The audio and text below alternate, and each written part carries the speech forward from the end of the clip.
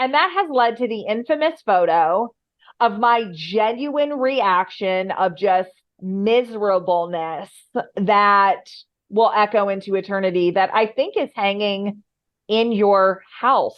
It's not hanging in our house yet, but that photo made it into the list of pictures we should get printed to frame. My miserableness Yeah. yeah, okay. Meet Sara and Samantha. Two cousins obsessed with exploring the vast pop culture landscape, one recommendation at a time.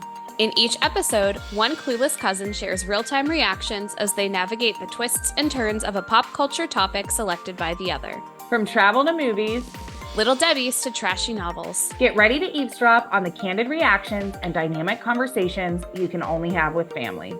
This is Foreign and Familiar.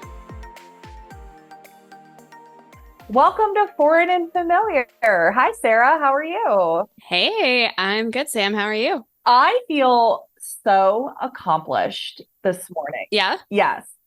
I made some small repairs around my house. I fixed a under the microwave light that has been burnt out for 18 months.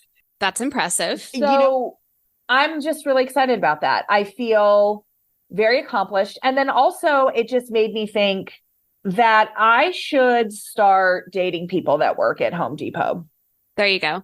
Because ultimately, I think a partnership is you guys come together and you're able to do things that you couldn't do on your own because of the love and support and intensity. And that's definitely level playing field for me in a Home Depot. I am the dumbest person in that store. So there's value there, Right.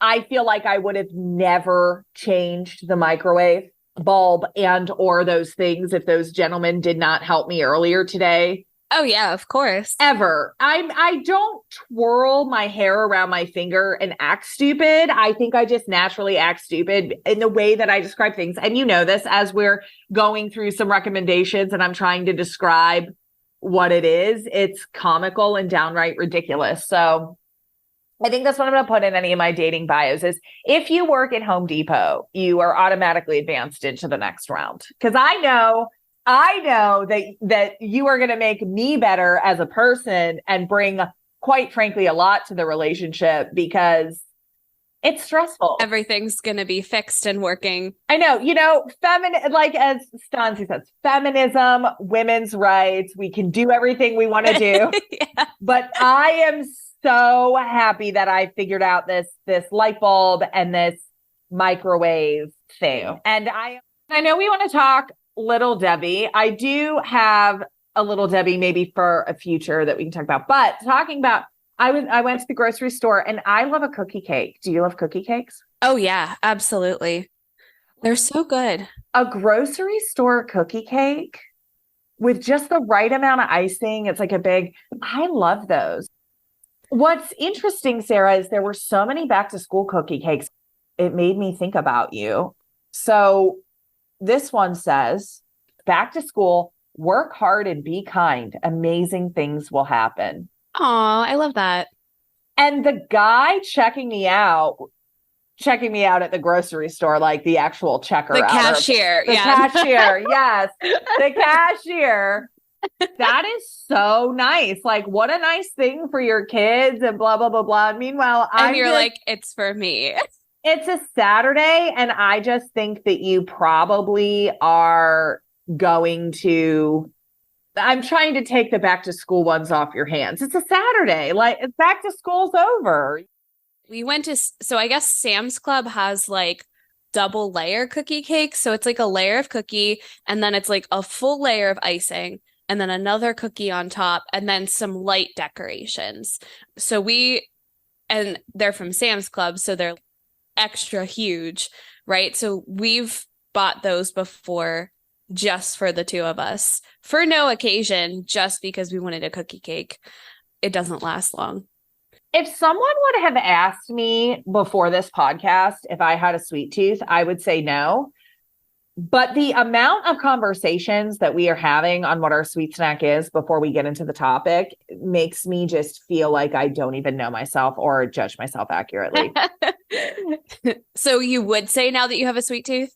I don't think anybody listening to these podcasts, which let's get real again, family of two, no one is listening to this podcast. I think I know my way around a dessert table. Let me just say that. I mean, I definitely have a sweet tooth. When I go to a restaurant, I look at the dessert menu first and decide if there's anything that I'm interested in, and then I plan the rest of the meal around whether I'm going to get dessert or not. And almost always need at least something after a meal, like a piece of chocolate or something else. I need a little sugar after a meal. So I definitely have a sweet tooth. Well, speaking of sweet, Portugal is a sweet little trip we did. I'm really excited for us. Our first trip. After the break, we're going to dig into Portugal. So I'm excited for it to revisit. Yeah, it'll be fun.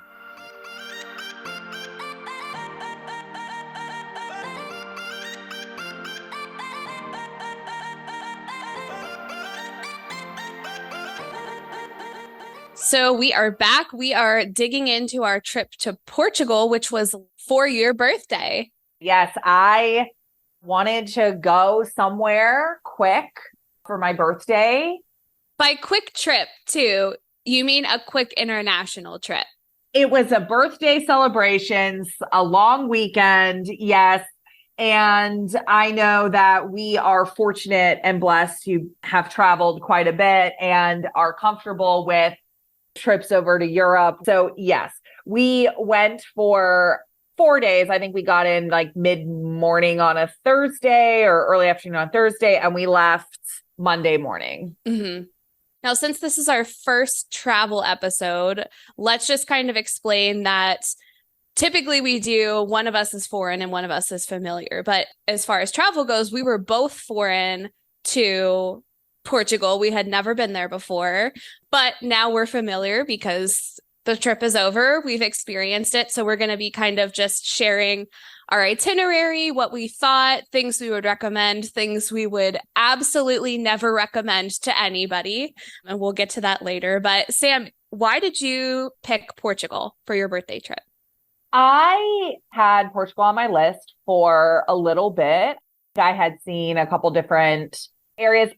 It's an easy flight over, but ultimately there were just things that I felt like I would want to experience on a birthday weekend, and most particularly Pink Street. I am kind of that basic. I'm trying not to be. I am trying to move away or evolve or mature my pink landscape or mature all of that. I say this as I am broadcasting wearing a pink sweater and pink headphones with cat ears that are lighting up pink. So again, maybe I'm just not accurately judged. I'm a sweet tooth and I'm just always pink. Maybe I should just accept that. But Pink Street in Portugal was a big draw for me. I thought that would be great and it'd be a fun trip.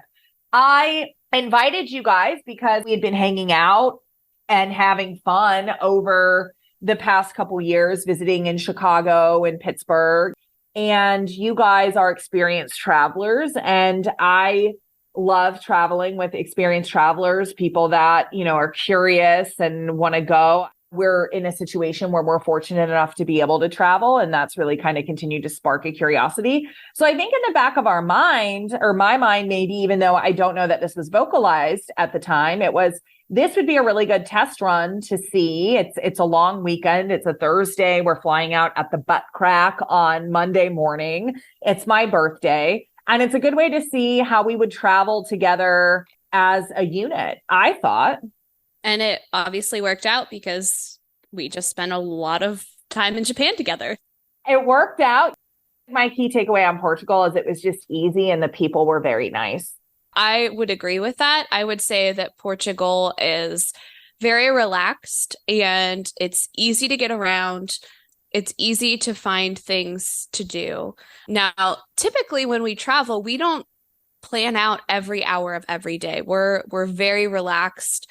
We might pick like 2 or 3 things that we're hoping to hit, and then everything else is just exploring the city or recommendations that we get while we're there. So we went into it with a couple of things in mind, and the rest of it just kind of happened. There's part of travel where you want to see everything and you want to make sure that you're getting a good flavor for what the city has to offer. But sometimes the best way to do that is to find a coffee shop, go where the locals are, find a bar, sit in the park in a square and just people watch and just see what that group of people or what that country does on an average Saturday. That to me is how you get a good feel for a country, is when you just immerse yourself with them. So yeah, that's our travel style. We explore, we walk around, we have certain things we want to do. We're there for such a limited time that it's impossible to do everything. Mm-hmm. And I view this stage of my life when I'm traveling as a first time trip to any destination, as I want to get a flavor and a feel and enjoy it and see that. And then it's what makes the short list for where I want to go back and really dig in and explore and spend more time. Portugal, I think, was great, very hilly, like European. Yes. But very walkable. It was a very, very walkable city. I think it was just Johnstown on Pink Street, which is the bar and the red light district at night. But during the day, it's just shops and it's clean. So if anybody ever wants to get pictures on Pink Street, and I have since read that there is a Blue Street as well, which I did not know at the time. Yes. The best time to go is first thing in the morning because you have the street all to yourself, right? And they clean it early in the morning, because before that, I think it's not very clean. It reminded me a bit. Yeah, you see that on Bourbon Street. You see that in some other areas in the country when they're just kind of hosing off the night before. It was nice. We walked down to the water and we have some good pictures. I mean, they sawed off the top of a pineapple right there by the water, dug out the core in the center, and put some sort of rum or some sort of caipirinha. And caipirinhas were the big drinks over there, which makes sense. Mm-hmm. But we just kind of sat by the water and took that in. I mean, I just thought Portugal was very peaceful. Yeah, definitely. I wanted to talk about the bookstore because that was something that you wanted to do. And we kind of tackled that on our first day after Pink Street. It is the oldest operating bookstore in the world, I believe. So I was super excited to go there. It was really cool. It was just this like big old building with all of these beautiful wooden bookshelves built into it. And then you just had to wind your way through because those old European buildings are very tight on the inside. But yeah, I was super excited to go there. That was really cool. I love to read. I love books. So I always look for bookstores whenever we're traveling. And I usually try to find children's books that I can then take back to my classroom. And so I was able to find like a Tour of Lisbon book there in English that I now have on my classroom shelf. So I like to take back either books about the places that I've been, or sometimes you can find local stories. I just love visiting bookstores and I try to find one everywhere I go. So I was glad I got to check that off the list. Did they stamp? Was there something with the stamps in the books to make sure if you bought a book there, it was stamped? They did have a stamp that said this was purchased at the oldest operating bookstore in the world, that they stamped in all of the books that you bought there.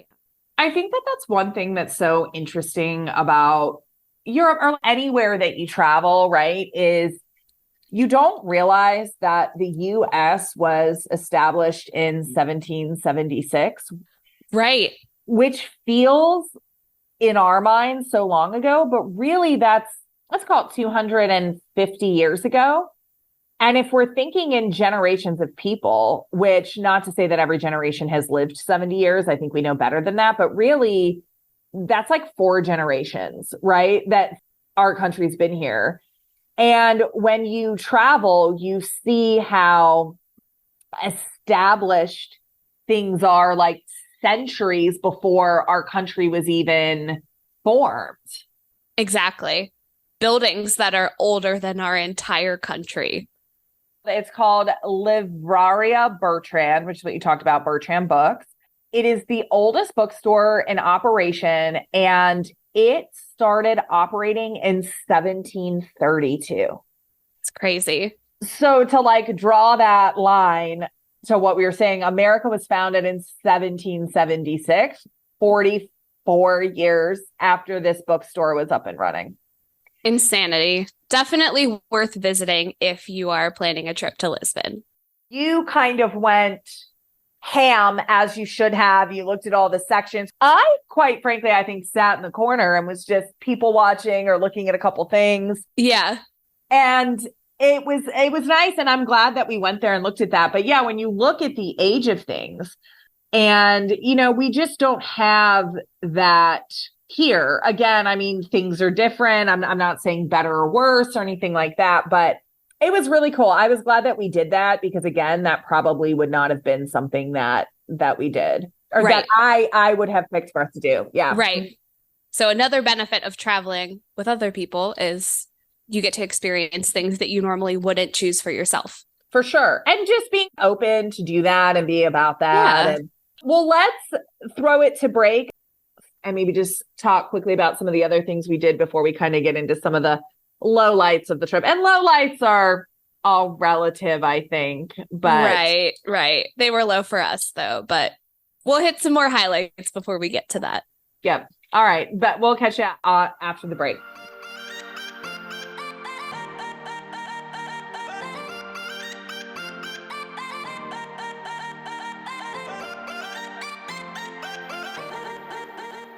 All right, we are back and we're going to talk food. So, first of all, one of my favorite things to have in Europe is Fanta because it tastes so much better than it does here in the United States. So, I was so excited to be able to find Fanta. I think it took a while for me to find a place that served Fanta, but we ended up eating at the same restaurant at least twice because it was one of the better places that we had eaten. So definitely lots of Brazilian influence, lots of Mediterranean influence. I mean, Portugal's like right on the water, so there's lots of seafood. We ended up at a steakhouse sushi place twice. But Sam, what did you think of the food? I'm a foodie. I thought the food was good. You know, in my travel since, I would say like if you're a foodie, there are different places. Now, to be fair, we only did Lisbon. It was a short day. We did not make it up to Porto. And I would go back just to go to Porto in the sense of, you know, that's where port wine is from, which I did not realize that until we were I didn't there. know that either. Yeah. So for me, I've never really liked port wine, but why wouldn't you drink? I never liked sake till we went to Japan and like you're drinking it where they have it and how it's supposed to be. So right. I think in general, at your point, I think you definitely notice the difference in food quality and taste when you're in Europe versus the US. I have no idea what they do in Europe to the bread because it is the exact same material, right? Like wheat, yeast, right.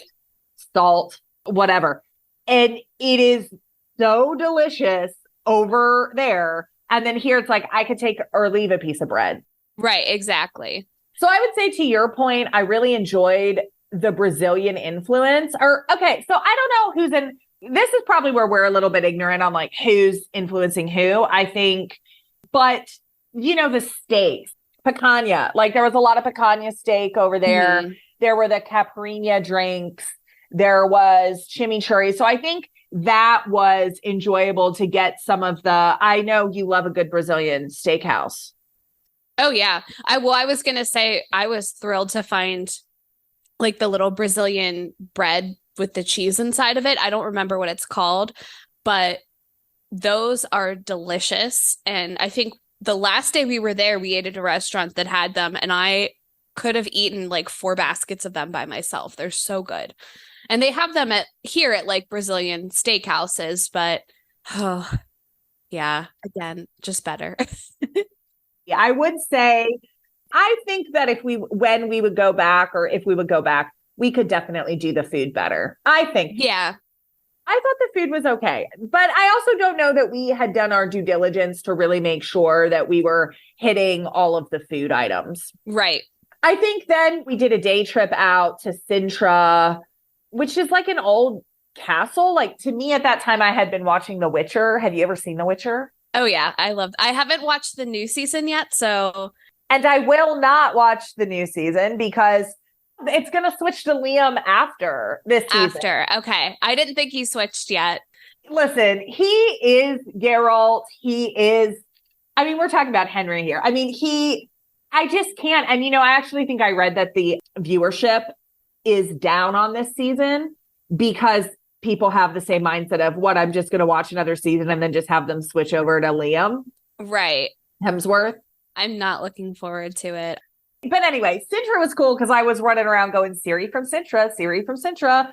It is always cool to see old castles, to see what it means to people. There was a cute little town there, and we went in and we did some sort of a local shot. I don't know what it is. The cherry cordial shot. Me and my cousin, not you. Sarah's not a drinker. Right. But that's where I found the Fanta. Okay. So I had quite a few of those. And for our listeners, grape or orange Fanta? Oh, it was orange Fanta. So the orange Fanta in Europe is a lot lighter. It's a lot fresher. It's almost a sparkling orange juice more than a soda. So I think the sugar content is different. I'm sure that there are less chemicals in it, but it tastes so much better. And so anytime that we're in Europe, I always drink a lot of Fanta. That makes sense. I mean, there are things like that. I tend to drink flat whites really only when I'm in Europe because they're just, I don't know how they do it over there. I feel like the calories don't count. I don't know if it's the coffee. The Starbucks on the corner cannot make a flat white. Like, it becomes a cappuccino. So I get it. I get only drinking a certain beverage or seeking out specific food. When I was in Barcelona a couple years ago, all we did was drink the sangria. And I think in Portugal, I really drank a lot of the caipirinhas because, again, you're in the country where that's the national cocktail or beverage. You're never going to get a better caipirinha. Maybe in Brazil. And I bet Brazil, obviously, just like the language, has their own take on it. Sintra was easy, though. I think that was where we did take an Uber. It was maybe a half-hour drive each way. One thing I will say that was interesting about Portugal, so I always make playlists when we travel of songs that I hear, things that I notice, or things that I look at. Do you remember there were advertisements and billboards for the 1980s glam hair metal band Scorpions everywhere in Portugal? I do vaguely remember seeing a couple of them. They have Rock You Like a Hurricane. And what else? They were playing like 4 nights in a row, sold out in Portugal. We saw them everywhere. We saw billboards. Portugal loves Scorpions. They're obsessed. The other artist we heard a lot, I'm going to go back through our Portugal playlist, is Amy Winehouse was everywhere too. Right. Everywhere. And not just her top stuff, deep cut Amy Winehouse, which was a lot. Which was so nice, though. I mean, I don't think she ever really gets her credit at all. You know what? I did have Scorpions on our playlist, and I had a couple Amy Winehouses too. And then on my actual birthday, we went to Botanical Gardens, which was free, which was hard to even believe. That was so nice. And it was massive. We definitely didn't see everything, but there were a lot of really beautiful old buildings, old structures, a lot of really amazing things to look at. I didn't think that it was overcrowded either. I just kind of felt when we were in Portugal, nobody really paid attention to us, but not in a way that can be standoffish like some other areas or bigger cities or condescending. People were just laid back, chill, living their lives. And it was kind of, Lisbon was like a beach town, I guess, is how I would describe it. Mm-hmm.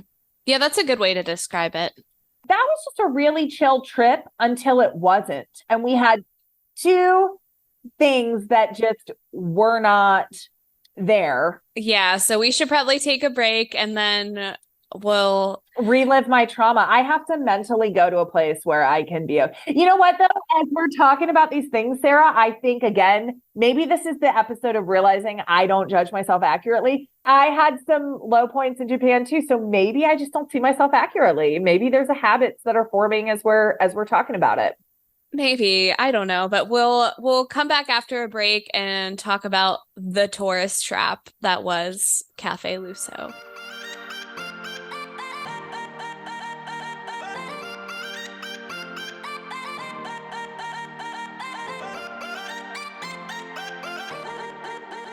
Welcome back to the Foreign and Familiar Pod. We are talking all things Portugal during my birthday trip that we went to. And a 4-day trip, lots of highlights, really chill, relaxing, limited time when you're on such a short schedule. But we did we're getting ready to some of the lowlights of the trips. And it's a doozy. This part of Portugal, I think that's why it might have been so difficult for us to maybe recount what we did, but nobody can forget the Cafe Luso. It lives in our memories. We have pictures. So Sam, this was your pick, which we agreed to. We were interested. We wanted to see the music. I think it's very clear, even as we are recounting, we just didn't plan this trip. It was a short trip. It snuck up on us. And so we were trying to plan what to do while we were there. And everything that we were seeing was like, you cannot miss the Fado music. It is a local experience. It is specific to Portugal. And then we were trying to find a bunch of different places that had Fado. And yes, I picked Cafe Luso, not knowing any better. Again, thinking that it would be some sort of go a couple streets over, get off the main tourist drag, and experience what Portuguese people are like super into the Fado music. We could not have gotten anything opposite. I am shaking internally just going back right now, thinking about this experience. So let's set the stage a little bit. We walk into this restaurant. It's fairly large because they fit a lot of people in there. The waiter was trying to be funny, but it wasn't working. It was like he was at Dick's Last Resort. Have you ever been to one of those? I haven't. I've been to other similar restaurants. He was like trying to be funny / mean, but it wasn't working for the type of restaurant it was, with cloth tablecloth, linen napkins, right? It's not eat and get out kind of place. They were dressed in white shirts and black ties. We thought that we were going to go into some local club, and that's not what this was. This was basically their version of a dinner theater. And there were so many people there. They were bringing in busloads of people, 80 people tour groups. And this was still, when was that? Last year? So 2022. So I guess we were vaccinated, but COVID was still a thing. Anyway, right. It was a very marked difference of, for the first time since the pandemic, I feel like thinking there are so many people in here, and I just was noticing the crowd size. Right, because they had just eased up on their mask restrictions when we got there, and we still had to get COVID tested to leave. So they were still being cautious, but right, a tour bus of 80 very loud Americans pulled up while we were there, which did not add to the experience at all. And I think the big thing is we didn't realize that we were on their schedule and they were doing a performance. So before they came out, they gave you all these rules. You can't talk. You can't. Okay, all that's fine. Like, I get it. They're performers. We're going to have people come out. We're going to have people come out. But it was a prefix menu. And I guess when you went there, it was going to be a 3 to 4 hour experience, and you could not quicken up at any point in time your meal, right? You couldn't say, oh, I want an appetizer, or I'm ready for my entree, because they were just serving everybody at the same time. It was almost like a dinner theater. Right. And they would not do any sort of service while the performance was happening. So if you ordered your starter course and then the singers came out, you had to wait till that section of the performance was done before they would then bring your food out. And the other thing about the performance, they were very talented. They performed without microphones, though. So they were just standing in a stone brick building. They're just standing there next to a table, just singing without a microphone. So if you were any farther away than we were, I don't think you would be able to hear them. No, and it was a timing and an operation thing. We picked our choices, got our stuff in before that 80-person tour group came in, but we were served with them. So we had to wait for them to have a menu. They wouldn't drop off the check. It just really kind of felt predatory is not the right word, but we were stuck. We were stuck, as is the infamous and hungry. That's the thing. I've gotten better as I've traveled to make sure whether I'm hungry or not that we're eating. So I was starving and sitting at a restaurant for an hour and a half and could not get anything to eat because they weren't like cooking to order. It was mass. And then the quality of the food is the worst food I think I've ever had traveling in my entire life. It was like a lean cuisine frozen dinner. That's a perfect example of what it was. Yeah. After all of that time, it was that. Looking back, and again, having a couple more trips under our belt, I don't know why we weren't. Well, because you're always trying to draw the balance of being respectful, even if we're in another culture. We understand that. And I think we've talked about this, you know who the other Americans are when you travel, just by. Especially when they show up talking in the middle of a performance that we were specifically told not to talk during. And I think that they did have to reiterate that.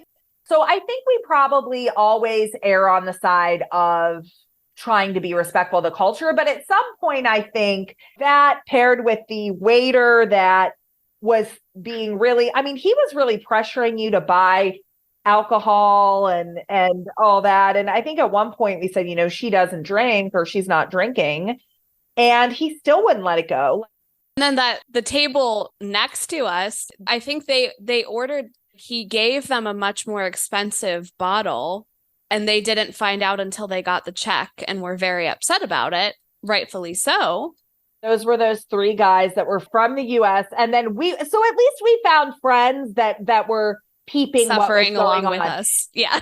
So that was a miserable experience. And that has led to the infamous photo of my genuine reaction of just miserableness that will echo into eternity that I think is hanging in your house. It's not hanging in our house yet, but that photo made it into the list of pictures we should get printed to frame. My miserableness. Yeah.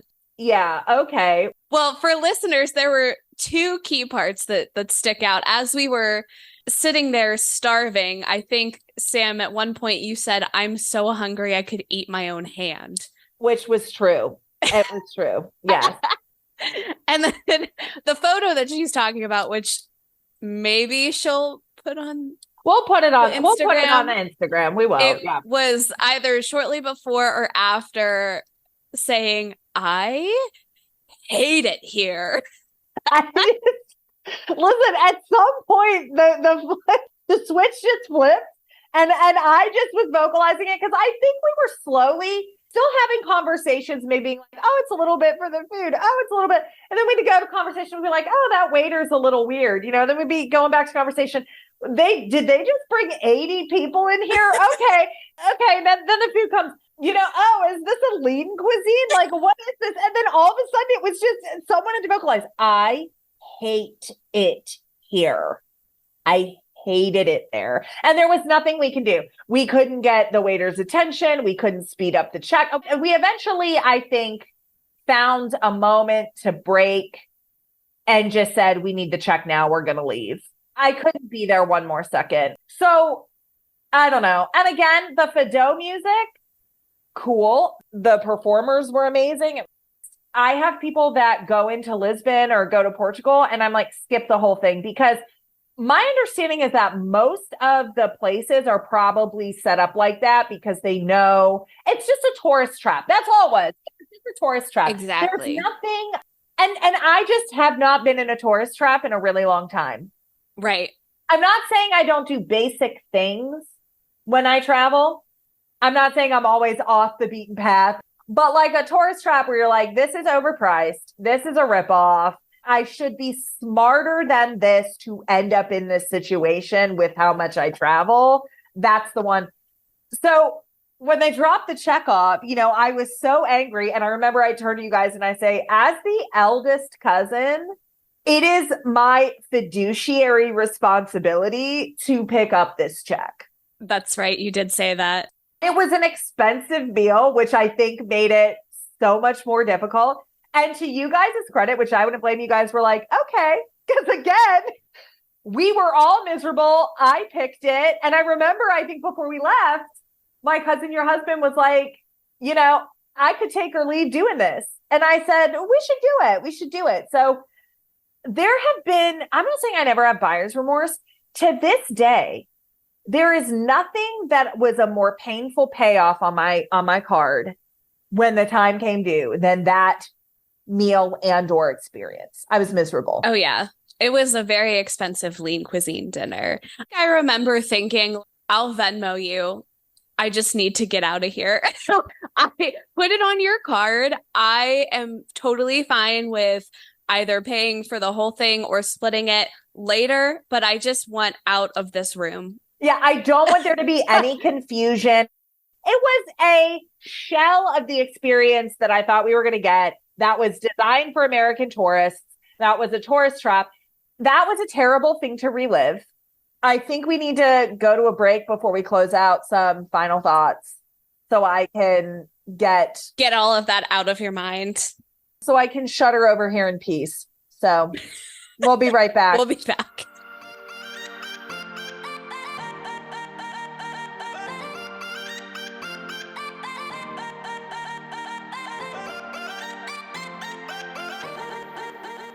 Okay, so we're back. That was kind of the only negative part of the trip, I would say.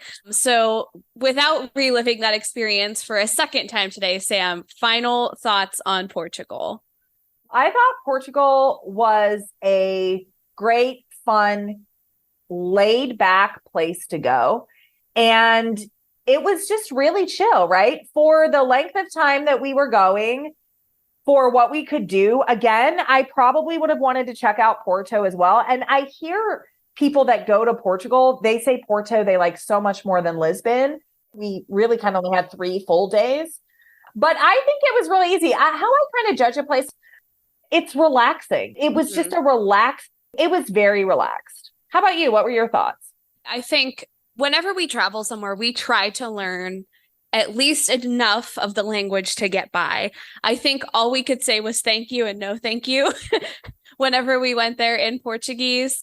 But everyone was super friendly, super helpful. There were enough people that spoke English that it was easy for us to get around. It was a very laid back city, beautiful. Yeah, I mean, for a very quick trip, I feel like we did it right. And I would definitely like to go back in the future. Yeah, and I would say, I don't know that it was overwhelmingly English. What I will say, though, is they were very, very, very willing to commit to communicating with people. And they wanted to learn, like they were curious people. I think that they seem to enjoy having visitors in their country. So I think Portugal and Portuguese people were some of the nicest people I've met in the world. For sure. For sure. There's just an easy way about them. Oh, yeah, absolutely. I wish the food was better, but I also blame us for not doing the research. Right. So anyway, well, some familiar friends were Portuguese. Well, that wraps up our recap of Portugal. So if you are planning a trip to Portugal soon, hopefully we gave you enough recommendations of things to do and things to avoid. All right. Well, as they say in Portuguese, obrigado for joining us today at Faux Fam Pods. Bye. Bye, guys. Thanks for eavesdropping on us. If you can't get enough of the Cousin Chronicles, head over to Instagram and follow @FauxFamPod for more in-depth info and behind-the-scenes details. Or email us at foreignfamiliarpod@gmail.com. Foreign and Familiar is a Flynn and Flynn production. The theme is Colorful by Allerlie von Nicolai.